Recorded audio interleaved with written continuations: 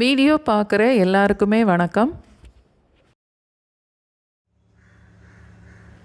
நல்ல ஹெல்த்தியான ஒரு பீட்ரூட் அல்வா. இந்த மாதிரி பீட்ரூட் அல்வா செய்தால் பீட்ரூட் சாப்பிடாதவங்க, குழந்தைங்க எல்லாருமே விரும்பி சாப்பிடுவாங்க.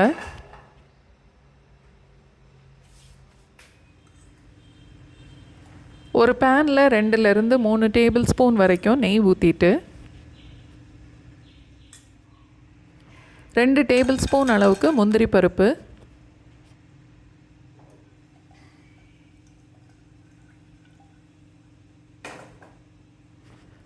அது கொஞ்சம் செவந்ததுக்கப்புறம் 1 டீஸ்பூன் அளவுக்கு கிஸ்மிஸ்,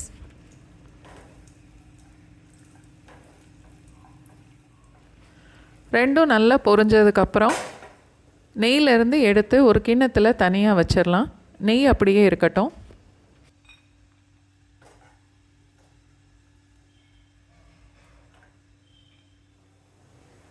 ஒரு பெரிய பீட்ரூட் எடுத்து துருவியிருக்கேன்.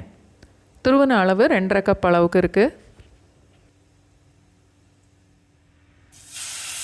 இந்த நெய்யில் பீட்ரூட்டை சேர்த்துட்டு பீட்ரூட்டோட பச்சை வாசனை போகிற வரைக்கும் ஒரு 3-4 நிமிஷத்துக்கு அடுப்பை லோ ஃப்ளேமில் வச்சுட்டு வதக்கணும்.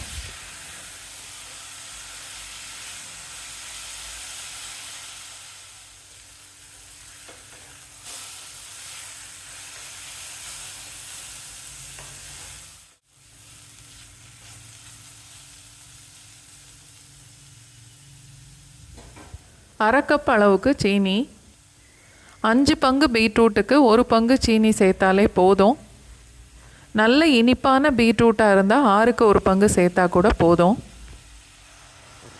பால் 2½ கப் அளவுக்கு சேர்க்கணும். பீட்ரூட்டும் பாலும் ஒரே அளவு.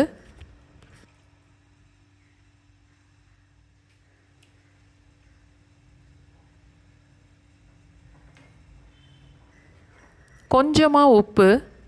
எந்த ஸ்வீட் செய்தாலுமே ஒரு துளி உப்பு சேர்த்து செய்யும்போது அந்த டேஸ்ட் ரொம்ப நல்லாயிருக்கும்.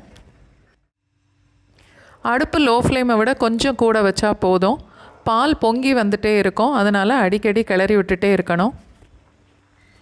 பீட்ரூட்டும் பாலும் சேர்ந்து கொதித்து நல்ல கெட்டியாக வர்றதுக்கு எப்படியும் ஒரு 12லேருந்து 15 நிமிஷம் வரைக்கும் ஆகும்.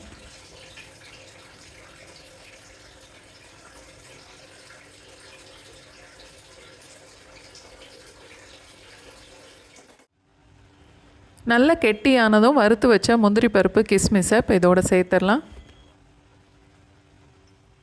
அதோட ஒரு 1/4 டீஸ்பூன் ஏலக்காய் தூள்.